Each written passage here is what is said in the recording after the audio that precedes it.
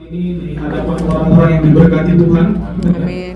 Dan juga buat Pak Jo dan pengurus semua, Bu Tilda, Pak Wahyu semua, buat kesempatan hari ini. Tadi waktu saya sebelum kesini, Pak Jo sampaikan, sebelum buat banner Pak Gando, coba bagikan sedikit apa yang kita kerjakan di Indonesia. Jadi sebelum saya mulai firman Tuhan, saya mau sedikit berbagi tentang pelayanan kita di Indonesia. Tadi saya sudah siapkan, kalau boleh ditampilkan. Bilang, oh, nggak ada di download ya? Di download nggak ada? Ah ya, sorry, biasa kadang-kadang teknologi ini mengecewakan. Nanti kalau ada bagian-bagian sensitif nanti boleh Ibu, ini aku yang ada beberapa yang sensitif. Oke, selanjutnya sebenarnya visi ini dimulai oleh Bapak Rohani, Pak Jo dan kita semua di Indonesia, namanya Dr. Tan Kobeng. Tahun ini beliau umurnya 85 tahun, tetap sehat, makannya kuat, masih bisa lari. Jadi visi itu dia terima, Tuhan katakan kau harus mulai satu sekolah misi di Indonesia, tempatnya di Batam. Wah ini dia, kalau kita sudah belajar mendengarkan suara Tuhan sampai spesifik begitu. Baru dia khotbah ke Medan, ada 25 orang mau mendaftar, tempatnya belum ada. Tapi dia bilang kalau Tuhan yang mulai pasti Tuhan sediakan. Amin. Sampai 1 minggu sebelum sekolah itu dimulai, belum ada tempatnya. Beberapa hari sebelum kayak ditelepon, Dr. Tan Kobeng, saya punya tempat, Tuhan ngomong sama saya, kasih kau pakai katanya. Itulah tempat kita mulai sekarang, namanya Rosedale. Makanya kita kaget juga, sekarang tempat Pak Jo di sini namanya Rosmi. Di Indonesia Rosedale, di sini Rosmi. Jadi ada satu tempat, di situ ada 25 siswa belajar. Oke, selanjutnya. Nah, setelah 3 bulan atau 4 bulan diserahkanlah kepada, ya saudara sudah kenal ya. Inilah sumber masalah itu. Beliau tangkap visi itu, ya umur beliau pada waktu itu umurnya 25 tahun. Beliau memimpin 25 siswa dan setengah dari siswa itu umurnya lebih tua dari dia. Ya, dan agreementnya saya nggak tahu Bapak Ibu sudah tahu atau belum. Waktu beliau diserahkan, agreementnya begini. Kalau saya ingat, saya akan berkati kamu $100 per bulan. Kalau saya nggak ingat, jangan ingatkan saya. Berdoa kepada Tuhan supaya Tuhan ingatkan saya. Terus kalau Tuhan belum ingatkan saya, gimana? Berdoa dan berpuasa kalian 40 hari. Dan itu tidak berubah sampai hari ini. Jadi pelayanan ini dimulai dengan iman sampai hari ini. Amin. Ya, dan Bapak ini sudah melahirkan banyak sekali anak-anak rohani. Dan karena beliau pindah ke sini, next selanjutnya kita yang melaksanakan sekarang di sana ada 3 anak rohaninya, ya saya, ada Pak Timanta dan Pak Saud, kita yang kelola. Ada sekolah misi, ada gereja, penanaman gereja, dan ladang misi. Maka saya akan jelaskan sedikit. Selanjutnya kita punya sekolah misi, tiap tahun sekitar 20-30 siswa kita training. Mereka makan gratis, kalau nggak ada ongkos tiket kita bayarin. Ya, mau menikah kadang-kadang kita juga bayarin, meninggal pun kita bayarin. Karena ada siswa kita dulu meninggal karena terlalu banyak dia minum kopi. Ternyata asam lambungnya naik. Ya, jadi semua, dan itu tadi saya sampaikan, tiap tahun ada aja orang yang tolong, orang yang digerakkan Tuhan. Dan ini kita siapkan mereka dari Januari sampai November, 1 tahun aja, 9 sampai 10 bulan. Ya, Januari kita utus mereka ke ladang misi, ke tempat-tempat yang gereja itu belum ada, yang mungkin hanya sedikit. Unreached People Group kita sebut. Selanjutnya, selama di training, kita training mereka holistik, bukan hanya Alkitab. Ya, mereka belajar bagaimana bermain musik, mereka bagaimana memulai usaha, mungkin ngecat, listrik, pokoknya holistik, gimana mereka bisa dikirim, diutus dan bisa bertahan di sana. Dan target kita tiap tahun minimal ada 6 gereja yang ditanam setiap tahun. Dan hari ini, next, kita sudah ada hampir di seluruh kota di Indonesia, ya di pelosok-pelosoknya, dari Aceh sampai Papua. Ya, saya masuk angkatan ke-14. Jadi kalau saudara sekarang angkatan ke-26, kalau Bapak Ibu ke Indonesia ke satu tempat, tinggal telepon aja Pak Jo. Ada nggak anak rohani Pak Jo di sini? Aman lah Bapak Ibu. Pasti semuanya, ya mereka di sini. Nama saya belum terkenal, masih angkatan 15 dan ke atas lah.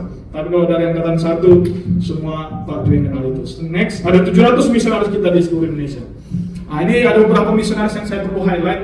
Ini di Tapak Tuan di Aceh Selatan. Dulu dia gagal kuliah, datang ke tempat kita karena pacarnya sekolah Alkitab di tempat kita, sekolah misi. Jadi bukan karena mau melayani Tuhan loh, karena pacarnya sekolah di tempat kita, dia datang juga. Dan tahu-tahu setelah dia datang, putus, mau bunuh diri dia. Dia hancurkan kaca di rumah, di tempat sekolah kita. Dia pergi lari ke atas bukit, dia mau bunuh diri. Dan dia sudah pernah hampir mati juga. Ternyata dia punya sesak napas jam 12 malam. Tiba-tiba sesak napasnya kambuh, sudah tak bernapas di mobil. Tuhan tolong juga. Dan hari ini beliau pelayanan di Aceh, ya, Aceh Selatan, terkenal dengan begitu sangat kuat keislamannya. Tapi beliau tiap tahun pasti ada yang dibaptis dia. Dia harus malam-malam pergi. Ya, di belakang ada sungai atau apa. Saya beberapa lihat fotonya juga, kadang-kadang di bak mandi. Pokoknya di mana biar dibaptis. Kemudian selanjutnya ada juga ini dia dikeluarkan dari sekolahnya. Ya, jadi kita tertampung dari berbagai macam latar belakang. Dikeluarkan dari sekolahnya karena dia bakar sekolah, orang tuanya sudah menolak dia semua. Tinggal tantenya melayani di gereja kita dan tahu sekolah Alkitab kita dikirim.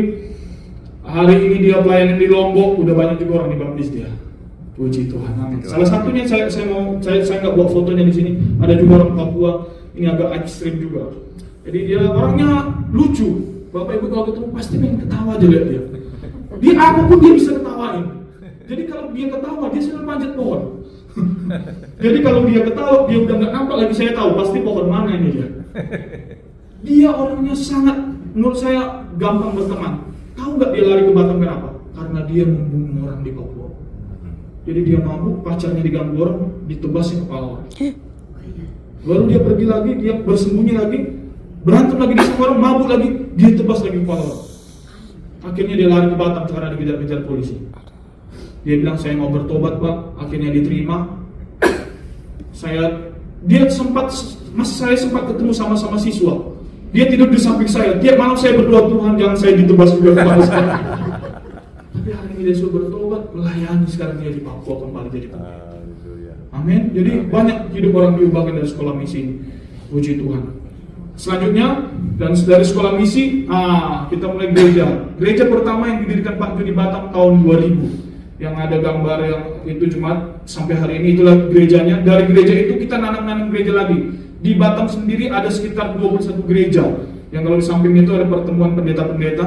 Jadi yang dikerjakan Pak Jo di sini bukan hal yang baru. Sudah dari dulu beliau kerjakan begitu. Kadang kita dulu nggak masuk akal. Pak, di sini pun belum cukup pengurusnya Pak. Sudah buka lagi di sana. Tapi memang selalu Tuhan kirimkan orang-orang yang tepat.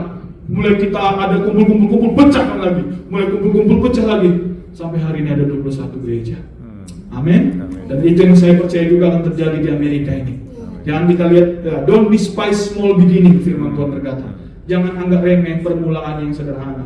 Tuhan akan bekerja luar biasa. Amin. Next. Ya, ini kita juga ada sekolah misi, ada gereja-gereja, dan juga kita melayani orang-orang yang terpinggirkan.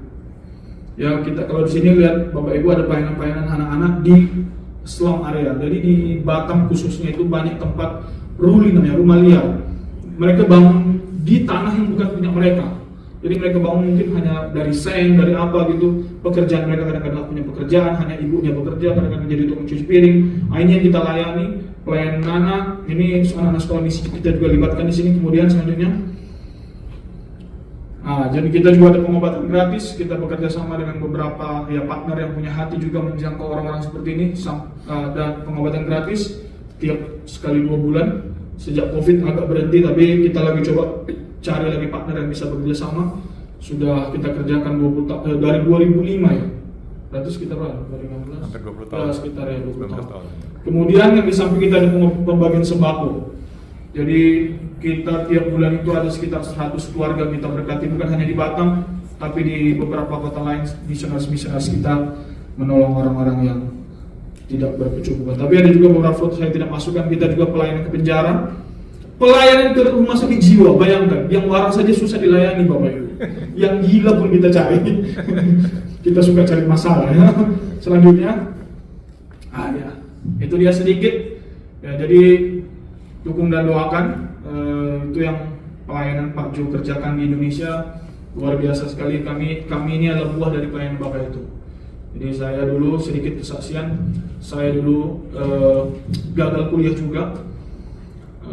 Saya udah nggak tahu masa depan saya gimana. Ada seorang hamba Tuhan di KKU juga sarankan kamu pergilah sekolah ke Batam. 2011 saya ingat. Dan kalau saya dulu ingat tangisi itu saya dulu, kenapa saya gagal kuliah, kenapa orang tua saya nggak setuju dengan mata kuliah yang saya mau ambil. Saya dulu mau ambil musik, bapak ibu saya nggak setuju. Tapi hari ini saya tahu Tuhan izinkan itu terjadi karena Tuhan punya tujuan. Dan kalau hari ini saya bisa lihat diri saya, pelayanan yang Tuhan percayakan, ya istri saya yang luar biasa. Ada amin saya. Saya tahu itu Tuhan tolong dan saya mengucap syukur hari ini. Dan itulah khotbah saya hari ini yang akan saya bagikan. Saya percaya ini akan memberkati kita semua. Amin. Sebelum saya mulai khotbah tadi, saya lagi pasang drum ya, keyboard. Tadi saya dan Pak Wahyu kesusahan. Ini gimana buka kakinya? Kami tarik keras, kami pencet yang mana ini tombolnya. Tiba-tiba tadi siapa ya Pak? Pak Bambang ya? Atau oh ya, bilang itu ada tombol yang ditarik ke atas. Kami sudah keluarkan, saya sekarang lagi bilang angkat-angkat beban juga. Saya sudah keluarkan otot saya enggak terbuka, tapi hanya dengan satu kali tarikan tadi, enggak pakai tenaga. Saya ginikan aja, terbuka dia. Kami kayak udah dapat uang 1 miliar. Terbuka juga dia. Tahu nggak apa itu yang sederhana ini tentang mengetahui kebenaran. Kebenaran itu sudah ada tombolnya di situ untuk membuka. Tapi kami nggak tahu, saya dan Pak Wahyu nggak tahu kebenaran itu. Kami nggak bisa menikmatinya. Maka firman Tuhan berkata, jika engkau mengetahui kebenaran itu, engkau akan dimerdekakan. Amin. Jadi hari ini firman Tuhan yang saya bagikan ini, yang saya renungkan beberapa minggu ini, saya berdoa ini juga yang memerdekakan saudara. Amin. Mari kita buka Alkitab kita, Hakim-Hakim pasal 6 ayat 12 sampai 15. Saya kasih topik judul saya hari ini, tetap percaya bahkan ketika kita tidak mengerti. Amin. Amin. Hakim pasal 6 ayat yang ke-12 sampai yang ke-15. Berapa menit waktu saya bukti lah? 1 jam. 1 jam. Oh. Nanti dingin makanannya ya. Demi makanan kita harus cepat. Saya khotbah cepat kok. Terserah Roh Kudus. Saya khotbah cepat. Oke. Hakim 6 ayat 12. Oke. Kita baca sama-sama ya. 1, 2, 3 ya. Malaikat Tuhan menampakkan diri kepadanya dan berfirman kepadanya, Tuhan menyertai engkau yang pahlawan yang gagah. Stop dulu sampai situ. Ini konteksnya adalah pada waktu itu namanya Gideon. Bapak Ibu udah tahu nih. Konteksnya dia pada saat itu dia sedang bersembunyi ketakutan. Karena negara mereka selalu diserang, Israel selalu diserang. Dan konteksnya mereka ke tempat itu memang sengaja bersembunyi. Tiba-tiba malaikat Tuhan muncul kepada dia dan ngomong, Tuhan menyertai engkau. Tidak cukup sampai di situ, dikatakan ia pahlawan yang gagah berani. Selanjutnya itu firmannya kan selanjutnya 1, 2, 3 ya. Jawab Gideon kepadanya, Tuanku, jika Tuhan menyertai kami, mengapa semuanya ini menimpa kami? Di manakah segala perbuatan yang ajaib yang diceritakan oleh nenek moyang kami kepada kami? Ketika mereka berkata, bukankah Tuhan telah menuntun kita keluar dari Mesir? Tetapi sekarang Tuhan membuang kami dan menyerahkan kami ke dalam cengkraman orang Midian. Kadang mungkin saya nggak tahu saudara, saya dulu anggap Gideon ini nggak beriman. Saya selalu anggap, saya salahkan Gideon ini, dia belum datang ke sekolah Alkitab kami. Sombong kan? Masa Tuhan udah ngomong, malaikat Tuhan muncul dan bilang dia pahlawan yang gagah berani, Tuhan menyertai engkau, kok bisa-bisanya dia bilang, Tuanku jika benar itu. Ada kata-kata A-nya, dan Alkitab tidak hapus itu. Bayangkan, dia ngomong A dicatat, berarti ada tujuannya. Segala sesuatu yang dicatat di Alkitab tidak cuma penuh-penuhin Alkitab. Ini kita sering lakukan, Bapak Ibu. Kadang ketika kita lihat fakta yang terjadi, kita lihat ini, kita mungkin saya nggak tahu pengakuan iman, saudara tahu atau enggak, hari ini hari yang terbaik yang Tuhan berikan. Aku lebih daripada pemenang dalam segala hal. Kok aku kalah? Kok kondisinya begini? Kok keuangan kami sedang ini kacau ya? Aku dikhianati teman baikku. Mana janji Tuhan? Ini yang dialami Gideon. Katanya Tuhan menyertai, kok kami ditinggalkan? Ya kan? Dia susah percaya apa yang Tuhan katakan ketika dia lihat situasi yang ada. Selanjutnya, Lalu berpalinglah Tuhan kepadanya dan berfirman, ngomong lagi Tuhan, pergilah dengan kekuatanmu ini dan selamatkanlah orang Israel dari cengkeraman orang Midian. Bukankah aku yang mengutus engkau? Tuhan yang mengutus dia. Selanjutnya, tetapi jawabnya kepadanya, Tuhan. Berapa kali dia bilang Dua kali. Dengan apakah akan kuselamatkan orang Israel? Ketahuilah, apa katanya? Kaumku yang paling kecil di antara suku Manase, dan aku pun seorang yang paling muda di antara kaum keluarga. Fakta-fakta itu dia sebutkan semua. Dia bilang, aku nggak bisa percaya dengan kata Tuhan. It is too good to be true. Kalau kami lihat kondisinya begini, yang Tuhan bilang ini nggak mungkin. Visi yang dikasih ke Tuhan kepada Pak Jo bilang 500 gereja. Saya sendiri pun kadang bilang dalam hatiku, macam mana pula kalau orang Batak bilang, dari mana cari 500 itu? Tapi dengan Tuhan tidak ada yang mustahil. Amin. Satu aja kali Tuhan katakan ini waktunya, Tuhan pertemukan dengan orang yang tepat. Ini baru saja, ini kan tanggal 14 Juli katanya ada pembukaan yang gereja yang baru. Saya dengan Pak Jo ketemu dia menjelaskan hanya 30 menit. 30 menit kita makan aja belum selesai Bapak Ibu. Kadang kita baru order makanan ini baru sampai, masih kita tiup-tiup, udah jadi gereja. Kalau Tuhan sudah bekerja, hanya sekejap mata. Karena kita lihat begitu besar 500. Mungkin saudara, impian saudara, hari ini saudara pikir terlalu besar. Mungkin ada impianmu yang dulu engkau doakan, hari ini kau bahkan sudah lupa. Tuhan tidak pernah lupa itu. Kenapa? Tidak ada yang terlalu sukar. Dia katakan, engkau pahlawan yang gagah berani. Dan kalau Tuhan sudah ngomong, pasti jadi. Amin. Dari yang takut tadi, dikatakan Tuhan, engkau pahlawan yang gagah berani. Tahu nggak? Bapak Ibu udah tahu, saya cuma mengingatkan lagi. Dia memimpin pasukan 300 orang. Lawannya 130.000 orang. Bayangkan berapa kali berapa itu? Capek kita hitungnya. Ada 300 orang dan tidak bawa panah, tidak bawa tameng, tidak bawa perlengkapan senjata, tidak bawa bom. Tuhan bilang bawa sangkakala dan hanya apa? Duli yang dipukul-pukul itu.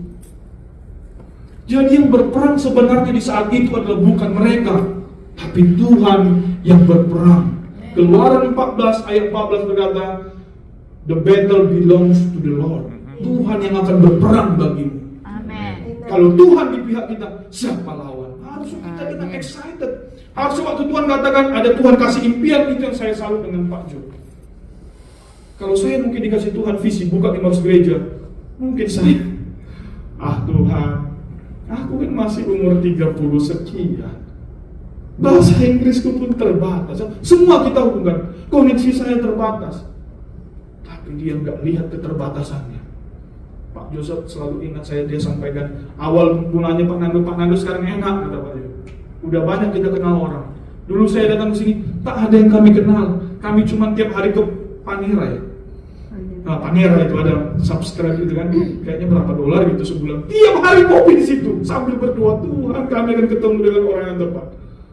Kenapa?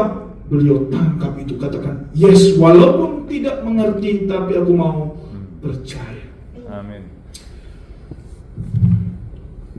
Saya mau kasih kesaksian. Ada pasti Bapak Ibu, mungkin ada beberapa yang tahu, ada kisah tentang pesawat AirAsia dari Surabaya ke Singapura yang jatuh. Di antara semua penumpang itu ada satu keluarga besar. Dia 2 keluarga, suami istri, punya anak-anak, dan bawa orang tua mereka juga. Mereka sudah booking sejak lama. Mereka bukan hanya booking pesawat, mereka juga booking semua hotel di Singapura, tempat-tempat yang mereka mau kunjungi, di situ ya, Universal Studio ya, Universal Studio. Pokoknya semua permainan sudah di booking, sudah mantap lah perjalanan ini. Tiba-tiba si abang yang berkomunikasi dengan pihak airline-nya, Air Asia, di-emailin, tidak dia baca. Padahal dia orang yang aktif di email. Di telepon tidak diangkat. Di SMS dia tidak baca juga. Ternyata pesawat itu dipercepat. Jadi 2 jam lebih awal daripada jadwal penerbangan. Jadi di hari H mereka harusnya terbang. Mereka sampai jam 7.30, mereka santai. Haleluya, kita akan ke Singapura. Nanti gimana? Pokoknya udah happy lah membayangkan.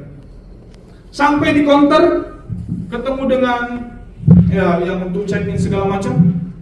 Waktu ditunjukin tiketnya, waduh Pak, pesawatnya udah take off, Bapak terlambat. Wow, si abang yang ngatur perjalanan udah langsung emosi. Saya kok nggak tahu kan katanya jam segini segala macam. Baru si petugasnya bilang, Pak, kami sudah email. Setelah saya cek juga, ternyata kami sudah telepon dan SMS Bapak nggak respon, Pak. Keluarga ini tahu, keluarga Kristen. Tapi kalau kondisi begitu, dia udah bayangkan ratusan juta uang keluar semua kebun binatang. Semua dia bilangin, dia marahin petugas itu, walaupun petugas itu nggak bisa ngapa-ngapain juga. Dia marah-marah. Respon yang pertama adalah ketika semua yang dia bayangkan tidak terjadi, justru sebaliknya, dia bayangkan uang yang mereka sudah habiskan, dia marah-marah. Kenapa? Tidak sesuai dengan pengharapannya. Lupa dia anak Tuhan kan? Kadang-kadang kita juga begitu. Gak usah jauh-jauh, kadang-kadang di jalan ada yang nyalip sembarangan kan. Saya lihat jalan California ini kadang-kadang ngeri. Kemarin saya antar Pak Aris ke bandara. Di perjalanan kami ada lihat kecelakaan 3 kali. Aduh, dekat-dekat, memang ngeri. Nah jangan, orang ini juga begitu, marah-marah dia. Akhirnya si petugas itu ngomong sama manajernya dan manajernya bilang, oke, kita atur ya Pak. Kami akan terbangkan Bapak, hari ini sudah tidak lagi penerbangan ke Singapura. Kami akan kasih Bapak transport ke Jakarta. Dan dari Jakarta nanti terbang ke Singapura. Akhirnya mereka duduk di ruang tunggu. Tidak beberapa lama saat sebelum mobilnya datang, ada TV muncul. Berita.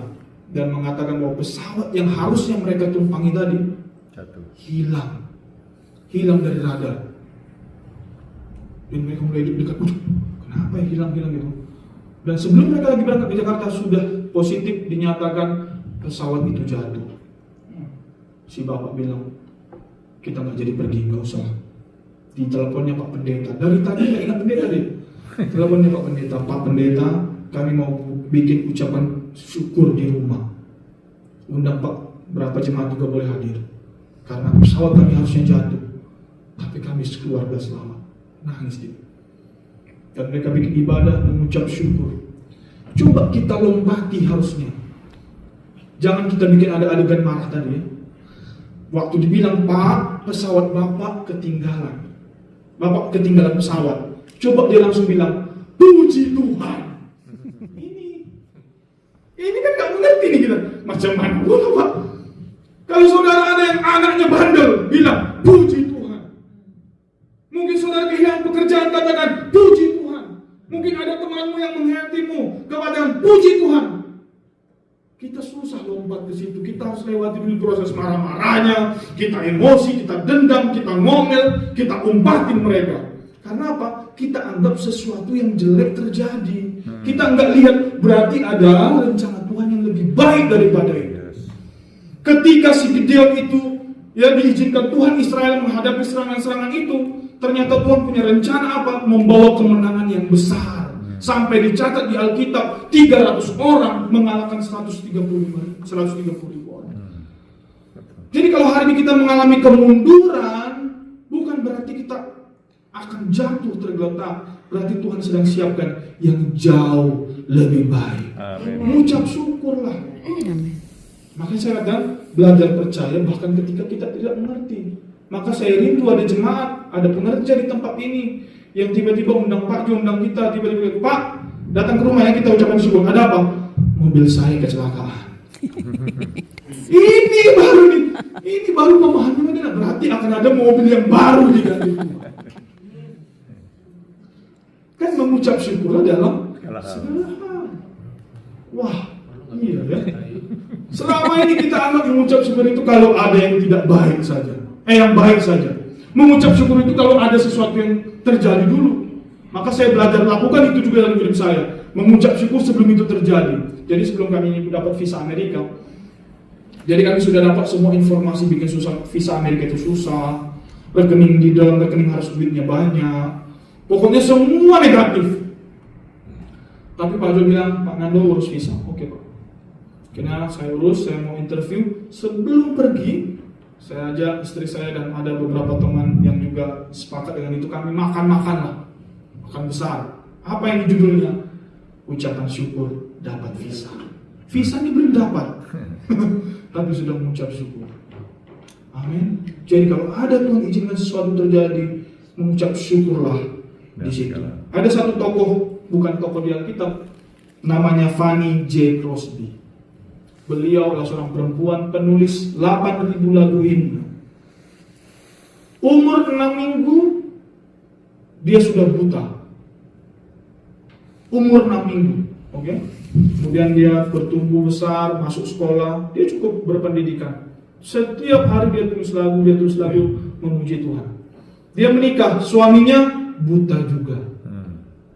Menikah mereka, ya ada pasang surutnya ya. Yang normal aja ada masalah, karena apalagi yang pasti ada keterbatasan bagaimana mereka berkomunikasi. Akhirnya mereka punya anak, anaknya mati waktu tidur. Karena itu suaminya sejak saat anak meninggal, suaminya uring-uringan, ada masalah, kadang-kadang mereka tidak satu rumah, kadang-kadang satu rumah, akhirnya mereka pisah. Tapi Fanny J. Crosby inilah penulis lagu Blessed Assurance. Refnya begini, this is my story, this is my song, praising my Savior all the day long. Dia katakan, inilah kisahku. Katanya Pak, aku memuji Tuhan sepanjang hari. Matanya buta Bapak. Suaminya meninggalkan dia, anaknya mati, kurang parah apalagi hidupnya. Tapi dia masih bilang, aku memuji-muji Tuhan. Amin. Hidup kita kayaknya nggak ada yang lebih parah dari dia. Tapi dia masih bisa mengucap syukur. Belajarlah percaya, bahkan ketika kita tidak mengerti. Amin. Kita buka Lukas 5 ayat 4. Salah satu murid Tuhan Yesus yang vokal, dia orangnya juga cukup berapi-api. Awal-awal dia menjadi, ya sebelum dia jadi murid, dia bertemu dengan Tuhan Yesus. Kesan pertamanya pun unik. Pada saat itu Tuhan Yesus sedang khotbah. Dan karena begitu banyak orang di pinggir laut, Tuhan Yesus mau pakai kapalnya untuk khotbah agar lebih jelas. Jadi ketika Tuhan Yesus naik kapalnya, dia selesai khotbah, muncul hatinya, aku mau berkati Petrus ini. Jadi kita baca Lukas 5 ayat 4 ini, dikatakan begini, saya bacakan. Setelah selesai berbicara, ia berkata kepada Simon, bertolaklah ke tempat yang dalam dan tebarkanlah jalamu untuk menangkap ikan. Tuhan Yesus ini latar belakangnya tukang kayu. Petrus ini ahlinya penjala ikan. Dia bahkan punya anak buah. Berarti dia ini cukup berpengalaman. Selanjutnya Simon menjawab, guru, dikasih dia jawaban dia. Telah sepanjang malam kami bekerja keras dan kami tidak menangkap apa-apa. Jadi faktanya sepanjang malam, dan karena memang pada waktu itulah mereka tangkap ikan. Berarti dia udah tahu di saat-saat jam-jam itulah ikan bisa ditangkap. Tapi Tuhan Yesus ngomong, tebarkanlah jalamu.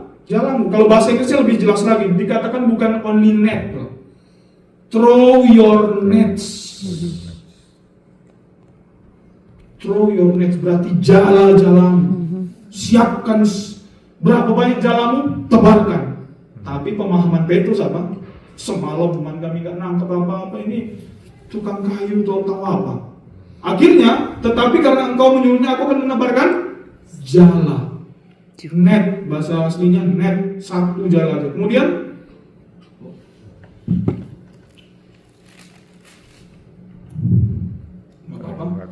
tinggal klik. Ya, selanjutnya ya. Ia naik ke dalam salah satu perahu itu, yaitu bukan ini. Yang selanjutnya? Selanjutnya? 6. Ya, 6, sekarang 6.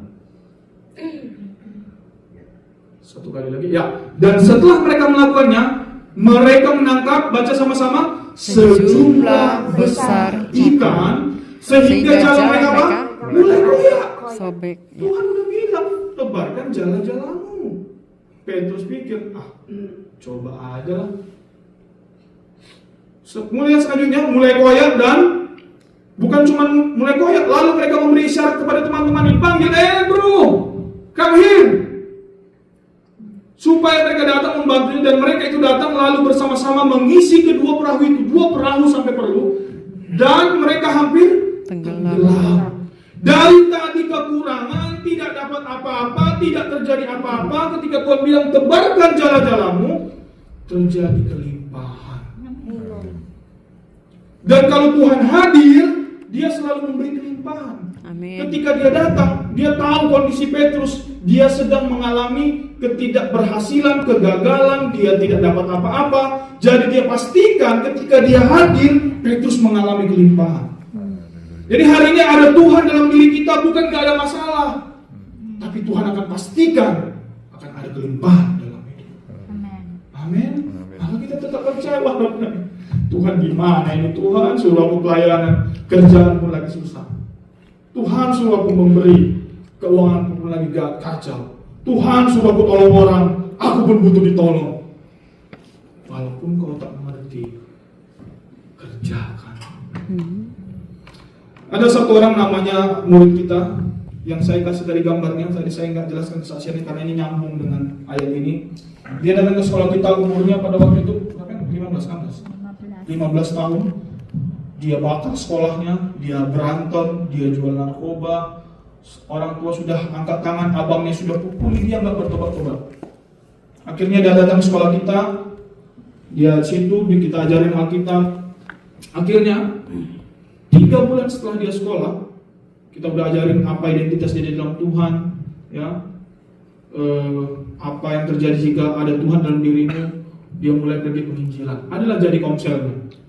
Salah satu jemaat komselnya itu tiba-tiba telepon dia, ternyata ada orang di situ kesurupan. Orang timur, orang Flores. Orang Flores ini enggak kesurupan aja kuat, Bapak Ibu. Apalagi kesurupan. Ada 8-10 orang yang pegang enggak kuat. Akhirnya ditelepon dia, bro, bang, datang di sini doakan dulu ada yang kesurupan. Akhirnya dia karena dia merasa dia masih tadi seperti si siapa Gideon, dia merasa masih muda, dia belum tahu banyak hal. Dia lapor sama saya, Pak, ada jemaat kami yang kesurupan, Pak. Gimana ini, Pak? Saya bilang, oke, sekarang saatnya kau praktekkan. Ada kuasa dalam dirimu, ada Yesus dalam dirimu. Tapi karena dia masih gak percaya diri, dia ajak temannya, Pak, boleh gak saya ajak teman saya? Oke, pergilah mereka berdua. Satu umur 15, satu umur 17. Jarak dari rumah sekolah misi kami itu ke tempat itu sekitar 15 menit jalan kaki. Jadi tempat perumahan kita itu dengan tempat pelayanan sekitar 15 menit. Pergilah mereka. Saya bilang sebelum pergi, ingat ya, usir dia dalam nama Yesus. Siap, Pak. Sampai mereka ke sana, ternyata dilihat dia, ketika apa yang dilihat, kondisi yang terjadi, ternyata sudah ada ustaz di situ. Doa-doain tidak keluar iblisnya bandel. Akhirnya mereka udah datang pendeta, suruh mereka yang giliran, mereka yang melayani. Akhirnya mereka datang karena dilihat begitu ngerinya situasi, dia meronta-ronta dan dia kuat. Akhirnya mereka mulai dengan lagu, nyanyilah mereka selama 30 menit. Iblisnya ikut menari, Bapak. Baru dia pikir, Mak, kita udah nyanyi rohani kok iblisnya tidak keluar-keluar. Akhirnya mereka pulang. 15 menit lagi jalan kaki, udah 30 menit nyanyi, 15 menit pulang lagi. Dia bilang, Pak, iblisnya tidak pergi. Loh, kenapa? Kami nyanyi 30 menit, Pak, tidak keluar.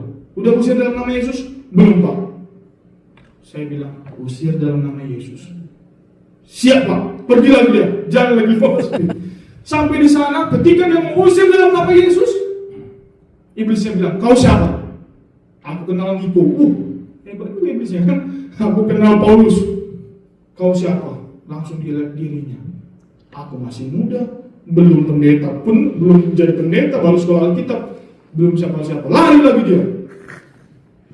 Pak, ditanyanya aku siapa? Kok kau ngobrol sama iblis? Saya bilang. Kok kau diskusi sama iblis? Usir dalam nama Yesus. Akhirnya dia bilang, siapa daripada aku dimarahin, aku usir dia dalam nama Yesus. Ada Tuhan dalam dirimu. Pergi dia ke sana. Tahu Bapak Ibu, tanpa babi ibu datang di situ, iblis keluar kau dalam nama Yesus. Detik itu dia juga jatuh, dia bebas. Hari ini sampai hari ini sudah ada gereja di situ gara-gara anak 15 tahun. Amin. Dan tadi saya tunjukkan fotonya di Lombok. Hari ini pelayan dia tahu Bang, datang ke rumah-rumah yang ada hantunya. Jadi ada orang, Pak, rumah kami ada hantu. Saya tidur di situ malam ini. Tidur di situ, nggak ada apa-apa kan? Ternyata mereka pakai ilmu-ilmu dukun-dukun dibakar. Itulah pelayanan dia hari ini.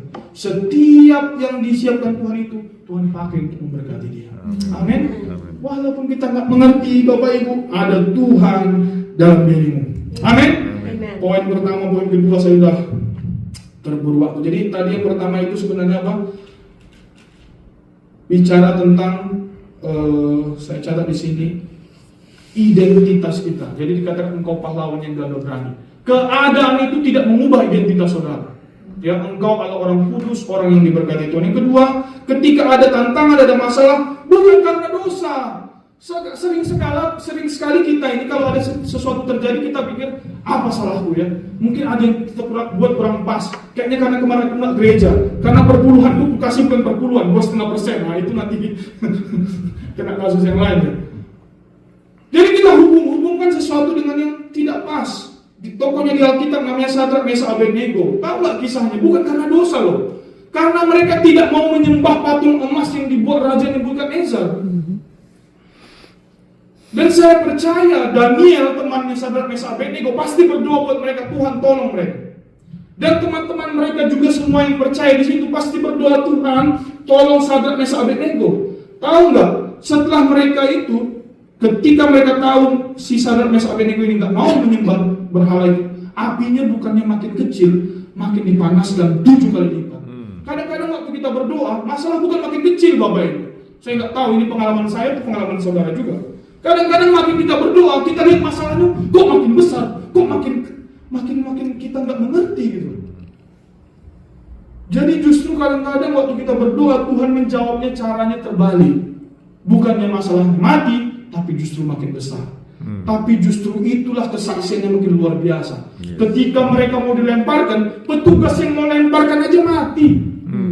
Jangankan yang di dalam, yang mau melemparkan aja mati loh. Tapi mereka di dalam, Alkitab mencatat, satu helai rambut pun tidak terbakar, bau gosong pun tidak tercium dari mereka. Dan karena itu mereka dapat promosi, dan Raja Nebukadnezar mengatakan Tuhan mereka ini Tuhan yang benar. Amin. Kalau engkau mengalami hari ini tantangan-tantangan, saya nggak tahu Bapak Ibu, saya pun punya tantangan sendiri. Ya, kami sudah menikah 12 tahun. Ya, kami mengalami keguguran 2 kali, dan sampai hari ini kami belum punya anak lagi. Tapi kami memberkati orang, mendoakan orang punya anak mereka. Kadang-kadang saya bertanya, Tuhan kau nggak adil. Ini baru menikah, udah punya anak. Masih mending menikah. Ada lagi jemaat kita yang anaknya hamil di luar nikah. Tuhan, ini belum sah dia udah punya anak. Tapi saya ingat kisah di Alkitab tentang Abraham. Abraham belum punya anak. Tapi Tuhan berkata sama dia, Abraham, dia bohong loh. Dia bilang si Sarah itu saudarinya. Dan akibat gara-gara itu satu istana itu dibikin mandul sama Tuhan. Dan Tuhan bilang, nanti ada nabi akan mendoakan kau dan akan sembuh. Dan Abraham Tuhan suruh. Kata-kata kesembuhan, sembuh pertama kali muncul di kisah ini. Jadi kesembuhan, kalau di Alkitab kita belajar teologi ada namanya the law of first mention. Hukum di mana kata itu pertama kali disebutkan. Jadi kesembuhan itu langsung relate dengan keadaan Abraham yang dia pun belum punya anak, mendoakan orang agar punya anak. Dan katanya satu istana itu sembuh. Itu yang menghiburkan saya. Keterbatasan saya hari ini tidak membatasi Tuhan. Keterbatasan Bapak Ibu hari ini tidak membatasi Tuhan. Amin. Mungkin ada teman kita, saudara jemaat atau siapa yang mungkin sakit kepala, kita pun lagi sakit, mungkin kita mau bilang sama dia, aku pun perlu ditolong Tuhan, tolong minta tolong. Tuhan tidak terbatas oleh keterbatasan. Amin. Jadi bukan karena dosa. Kolose 2 ayat 13, ini dia ayatnya. Kolose 2 ayat 13, bahwa Tuhan sudah mengampuni dosa kita. Kolose 2 ayat 13 saya baca bagi saudara. Kamu juga meskipun dahulu mati oleh pelanggaranmu, oleh karena tidak disunat secara lahiriah, telah dihidupkan Allah bersama-sama dengan Dia sesudah Ia mengampuni segala pelanggaran kita. Kita semua di sini orang-orang yang diampuni. Amin. 1 Petrus 2 ayat 9 berkata, engkau adalah bangsa yang kudus. Kalau Tuhan katakan kudus, maka engkau kudus. Amin. Jangan lagi berkata aku orang yang berdosa. Hari ini kita berdoa bukan Tuhan lagi ampuni dosa kita. Hari ini kita mengucap syukur, terima kasih Tuhan, aku orang yang sudah dikuduskan. Amin. Amin. Amin. Kalau kita tahu kita orang kudus, kita bertindak kudus. Saya hari ini laki-laki, saya pakai celana Bapak Ibu, karena saya percaya saya laki-laki. Kalau besok saya percaya saya perempuan, saya besok pakai rok, pakai lipstick. Saya masuk itu grup yang sebelah itu kan, warna-warni itu. Tapi istri saya bilang bikin pelaturan di rumah, mungkin dilarang suamiku jangan pakai rok. Besok saya pakai tank top. Dilarang pakai tank top, saya pakai bedak, pakai lipstick semua. Bukan itu yang harus disadarkanlah, saya laki-laki. Hari ini sadarkan dirimu, engkau orang kudus. Amin. Masalah banyak, betul. Masalah itu bukan karena engkau berdosa. Sadar Mesak Abednego bukan karena berdosa. Tuhan sedang promosikan engkau. Pak Yo sering bilang, masalah adalah awal promosi. Ketika ada masalah, berarti akan ada berkat besar yang datang. Amin. Amin. Jadi doa kita udah lain. Tuhan jauhkan aku dari masalah. Udah bukan. Tuhan kirimkan lebih banyak lagi masalah. Nah ini kan kita susah paham. Itu dia. Kenapa? Karena ketika Tuhan izinkan masalah terjadi, berarti ada satu berkat yang luar biasa. Ayub yang paling menderita kayaknya di muka bumi kalau dilihat kisahnya. Ayub itu ada 42 pasal, hampir seluruhnya bicara penderitaan Ayub. Ayub bilang, ini yang sering dikutip pendeta, saya pikir aduh kurang pas. Di awal penderitaannya Ayub bilang, Tuhan yang memberi, Tuhan yang mengambil. Tapi Ayub pasal 42, Ayub klarifikasi, dia bilang, aku mencabut semua omonganku dulu. Aku kenal Tuhan karena kata omongan orang, tapi hari ini aku kenal Tuhan secara pribadi. Amin. Apa yang Tuhan kerjakan, Tuhan kali lipatkan yang dulu 2 kali lipat. Berarti Tuhan izinkan itu terjadi karena Tuhan mau memberkati dia jauh lebih banyak. Untung istrinya enggak mati juga, kalau enggak istrinya pun 2 kali lipat. Jadi suami-suami jangan ya. Istri tak diganti. Istri itu one and forever. Amin. Ya, itu dia juga. Tentang ini istri dan suami ini menarik juga. Percaya walaupun kita tidak mengerti. Firman Tuhan berkata Efesus, kasihilah istrimu bukan hanya di situ loh. Bukan karena dia langsing. Kasihilah istrimu karena dia langsing. Enggak. Kasihilah istrimu karena dia masaknya enak. Enggak. Kasihilah istrimu karena dia tidak cerewet. Enggak. Kayaknya kalau istri enggak cerewet ada yang kurang ya ibu-ibu. Dibilang kasihilah istrimu seperti Kristus Mengasihi jemaat. Kadang-kadang kita nggak mengerti, ada banyak kali, ada begitu banyak alasan kita nggak mengasihi istri gitu. Tapi firman Tuhan katakan kasihilah istrimu. Satu kali istri saya pengen beli TV. Kayaknya tahun 2017, 2018. Saya bilang, yang ini zaman udah canggih. Kita kenapa nggak? Ya kita udah ada komputer, laptop, ada handphone. Ngapain lagi beli TV? Bagi saya nggak make sense. Tapi dia berdoa, istri saya berdoa Bapak Ibu ya. Apapun dia bawa kepada Tuhan ya, suami nggak mau dia doa. Akhirnya Tuhan ngomong sama saya, dengarkan kata istrimu. Dalam hatiku, ini bukan Tuhan ini.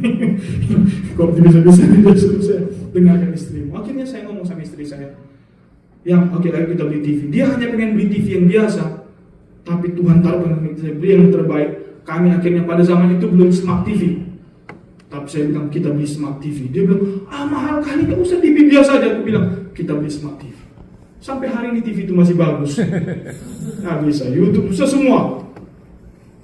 Jadi alasan saya beli TV itu sebenarnya nggak masuk akal. Tapi Tuhan yang kasih memahami dia. Sulit, akhirnya dia bahagia, saya pun bahagia. Membelikannya tidak berat. Istri-istri Tuhan bilang juga tunduk. Karena saya tahu istri-istri ini memang luar biasa. Saya sudah lihat di banyak tempat. Bahkan istri saya pun saya lihat jauh lebih jago dari saya. Dia bisa sambil masak. Dia bisa sambil dengarkan saya ngomong sama siapa. Satu lagi dia bisa sambil ngapain. Bisa banyak hal sekaligus. Saya kalau diajak ngobrol bawa mobil, kalau di Indonesia kan nggak pakai Google Map, udah hafal jalan. Saya asal diajak ngobrol pasti tersesat. Saya nggak tahu lagi kapan belok, nggak tahu kemana tujuan. Kemana kita di mobil? Itu suami.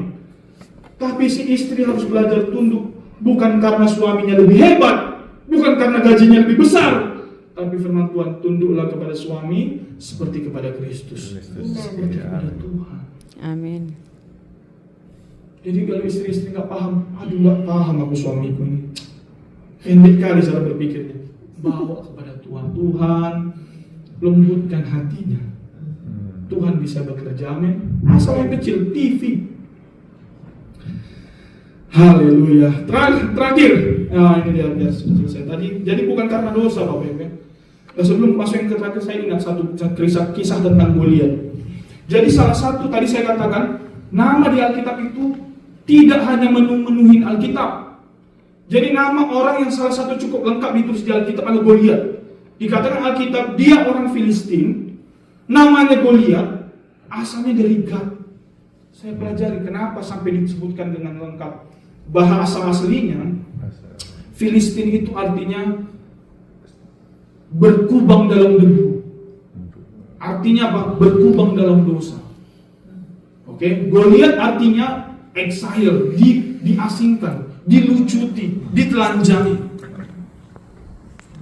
Gad itu artinya GAD artinya kemarahan, penghancuran anggur itu biasa menggambarkan amarah Tuhan, murka Tuhan.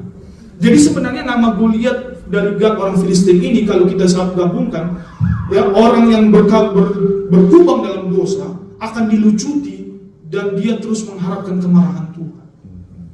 Dan Goliat berdiri pada waktu itu di hadapan bangsa Israel 40 hari lamanya terus memaki, terus memaki Tuhan, mengomongkan hal-hal yang negatif. Dan orang Israel menerima dan percaya. Akhirnya doa mereka adalah menangis, meratapi nasib mereka, dan mereka tak bisa berbuat apa-apa. Sampai muncul seorang anak muda yang bernama Daud. Arti Daud itu beloved, orang yang dikasihi. Dia datang, dia bilang, siapa orang yang memaki-maki Tuhan ini? Akan tebas lehernya. Apakah ada pedangnya? Tidak. Alkitab mencatat dia pakai alih-alih. Dan waktu dengan alih-alih itu mati, dan diambilnya pedang siapa? Pedang musuhnya. Dan dipenggalnya kepala Goliat. Hari ini jangan biarkan iblis berdiri seperti Goliat itu, mengatakan engkau tidak layak, engkau tidak bisa, terlalu besar, itu mustahil, teman-temanmu sedikit, apalah semua. Pasti mungkin anak kita, saya sering di Indonesia banyak beberapa hamba Tuhan saya kenal anaknya tidak melayani, bahkan tidak ke gereja segala macam. Saya katakan jangan hakimi dirimu. Jangan biarkan iblis menuduh engkau dengan semua tuduhan-tuduhan. Oh, katanya kau pendoa, katanya kau pelayan Tuhan, tapi seperti itu. Mulai katakan, karena Yesus anakku akan kembali. Ya kan? Walaupun belum kita lihat, Daud tadi belum punya pedang, tapi karena Tuhan anakku akan melayani Tuhan. Karena Tuhan istriku akan luar biasa. Karena Tuhan suamiku akan baik. Karena Tuhan pekerjaan kami akan luar biasa. Jangan lihat faktanya, jangan biarkan omongan itu engkau terima dan percaya, tetapi omongkan kata firman Tuhan. Yang terakhir, dosa tadi sekarang tentang Daud saya sambungkan. Kita juga bukan orang yang tidak dikasih. Kita ini orang yang sangat dikasihi Tuhan. Yohanes 3:16 berkata, karena begitu besar kasih Allah akan dunia ini, sehingga dia telah mengaruniakan anaknya yang tunggal. Kita buka ayatnya Yohanes 11 ayat 5. Saya akhiri di sini khotbah saya. Yohanes 11 ayat 5 berkata begini. Kisahnya Lazarus sedang sakit. Maria dan Marta kirim, kalau dulu belum ada WhatsApp Bapak Ibu, kirim pesan sama ada orang, kasih tahu orang yang engkau kasih sedang sakit. Dan firman Tuhan mencatat, sengaja mencatat, dikatakan Yesus memang, sama-sama baca, mengasihi Marta dan kakaknya dan Lazarus. Tuhan memang sayang sama mereka. Tapi selanjutnya, namun ini sama dengan apa? Tetapi, walaupun Tuhan sayang, setelah didengarnya bahwa Lazarus sakit, ia sengaja, Alkitab lagi-lagi catat, sengaja tinggal 2 hari lagi di tempat di mana dia berada. Kalau hari ini istri saya tiba-tiba sakit di rumah, contohnya hari ini tiba-tiba dia pulang, saya lihat, mana istri saya? Tiba-tiba dia WA, yang aku sakit. Pasti pulang ibadah, nanti saya langsung buru-buru pulang. Saya mau pastikan dia aman, perlu nggak ke rumah sakit. Itu namanya mengasihi, yang kita pahami. Tapi Tuhan Yesus sengaja bilang, Yesus memang mengasihi mereka, tetapi dia sengaja tinggal 2 hari lagi. Dan saudara udah tahu kisahnya, Tuhan Yesus sampai terlambat, dia sudah meninggal berapa hari? 4 hari. Kematian adalah akhir daripada pengharapan. Sudah nggak ada lagi apapun yang bisa dilakukan. Dan ketika Yesus sampai, Marta marah, Tuhan, seandainya kau datang lebih awal, saudaraku tidak mati. Karena mereka berdoa apa? Kesembuhan. Yang mereka harapkan adalah terjadi mujizat kesembuhan. Tapi Tuhan datang, dia bukan ngasih mujizat kesembuhan. Yang dia kasih adalah kebangkitan. Amin. Apa hari ini yang sudah mati dalam hidupmu? Pengharapan apa? Impian apa? Mungkin ada hubungan keluarga apa yang sudah mati. Bagi Tuhan tidak ada istilah nasi sudah menjadi bubur. Bubur pun bisa jadi nasi kembali. Ketika Tuhan hadir, jangan marah, jangan bilang Tuhan kau terlambat. Ketika Tuhan mau melakukan mujizatnya, jangan batasi dia, tapi izinkanlah dia mengerjakan keahliannya. Amin. Namanya adalah Savior, Juru Selamat. Juru parkir, dia ahli parkir. Juru masak, dia ahli memasak. Juru rias, saya pernah lihat TikTok Bapak Ibu. Juru rias, before kata hitam pucel, after tiba-tiba jadi kayak princess dia. Keahlian dia mendandani. Hari ini keahlian Tuhan adalah Juru Selamat. Dia ahli menyelamatkan kita. Jadi Bapak Ibu, saya sudah bahas 3 hal. Yang pertama, identitasmu di dalam Tuhan. Dia menyebut engkau pahlawan yang gagah berani. Dia berkata engkau orang kudus, engkau yang berharga. Yang kedua, bukan karena dosa terjadi masalah dalam hidup, tapi Tuhan sedang membawa mujizat yang jauh lebih besar. Yang terakhir, dia juga mengasihimu. Ketika ada kendala, bukan berarti Tuhan tidak mengasihi. Mungkin kita bertanya hari ini, Tuhan kalau kau sayang kenapa ini terjadi? Kalau Tuhan izinkan, pasti ada yang lebih besar dia siapkan. Amin. Bapak Ibu, bangsa Israel terlalu nyaman di Mesir. Mereka bertambah banyak, mereka dapat tempat yang subur. Alkitab mencatat tempat mereka itu sangat subur.